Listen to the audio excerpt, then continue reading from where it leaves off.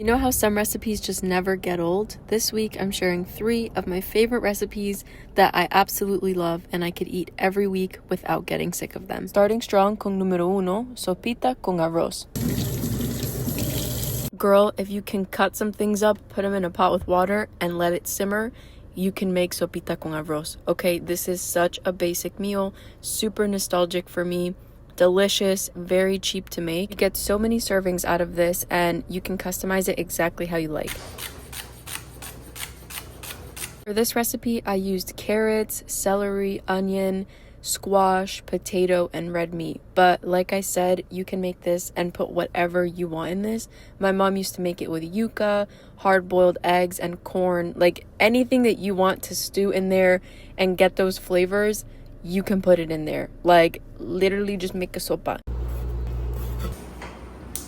Girl, I feel like such a little witch, especially during this time of the year, making my little soups and stews. There's truly nothing, nada more comforting than having a bowl of soup or stew. Like, I really feel like an abuela for that. But girl, it's so good. Like, even when it's summer, I don't care. If my mom made a pot of caldo, I'm eating it. Like, extra limon, por favor. You know what I mean? Also, let's take a second to talk about the sofrito. I look like a crazy person putting so much sofrito in this soup, but girl, that, I'm not even gonna lie to you, that was the key to the flavor of this soup. And my younger brother was like, April, like, I don't know what you put in there, but it tasted so good. I'm like, dude, it was literally the sofrito. Like, sofrito gives so much flavor, and if you're a fan of garlic, cilantro, olivas, like, the flavor profile was just amazing. It is amazing, and adding it to super rice just gives it such a, girl, Latina flavor. I think the best thing about these sort of recipes too is it's a one pot recipe, so everything goes into the pot. Girl, you're done. I mean, we're making rice right now, so we're not actually done, but there are like total 2 pots that you have to clean in the end and a cutting board. And I have to tell you guys something. I don't know if you know this about me, but I am someone who cannot eat the same thing every day, every week. Like, I cannot meal prep my lunch and dinner for the rest of the week and just be okay eating that, usually. But I will say, when it comes to these recipes that I'm making, I could eat them all the time and never get sick of them. So that's how I know that they're very special to me.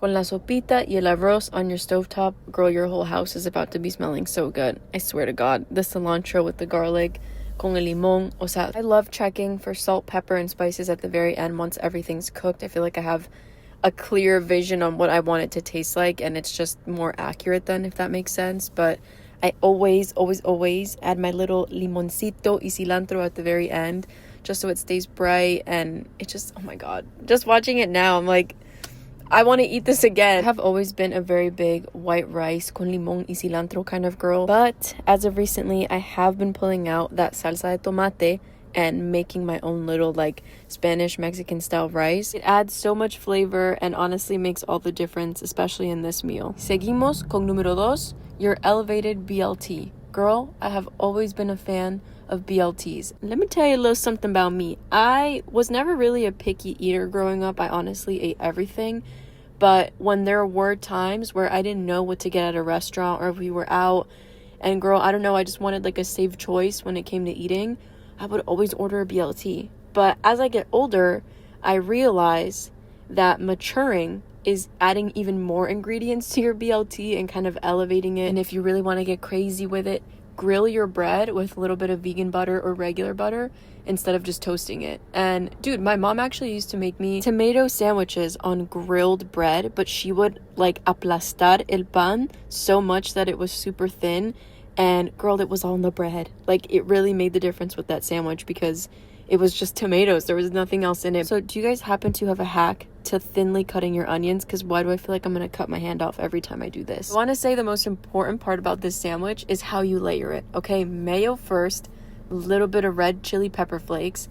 Then you go in with your lettuce, your green, arugula. On top of the green goes your cucumber, bacon, and then girl, on top of the bacon, that's where you put the hot honey. Okay, it makes all the difference. Top it with your cebolla, and finally you'll put the tomato on top. Do not forget to put salt and pepper on your tomato. Okay, I learned this from a sandwich expert, I forget his name, but I saw him here on YouTube talk about it. The last piece of bread with mayo on there, girl.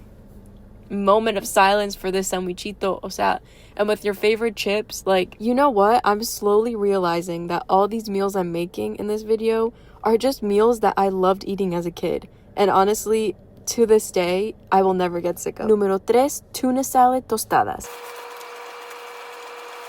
Bring your baddest tuna salad out, okay? Please bring it out, because you know how everybody is always like, my mom made the best soup growing up, she made the best macaroni salad. Amita, my mom made the best tuna salad, and like there was just no denying that. Like it is just a fact. And when I think about it, I truly think it was because she would add so much lemon to it.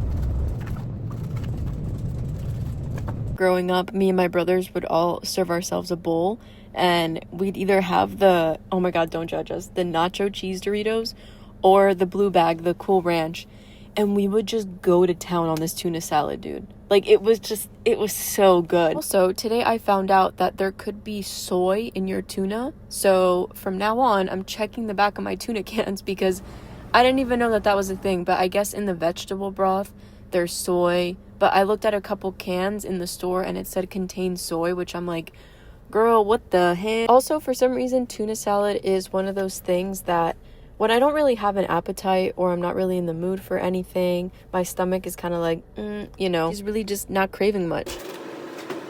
I could always go for a tuna salad tostada. Always. Just a very fresh, light meal or snack that you can have that never feels too filling or like you overdid it. I had a lot of fun recording this and filming this video. I hope you guys enjoyed it and got some inspiration or comfort from this.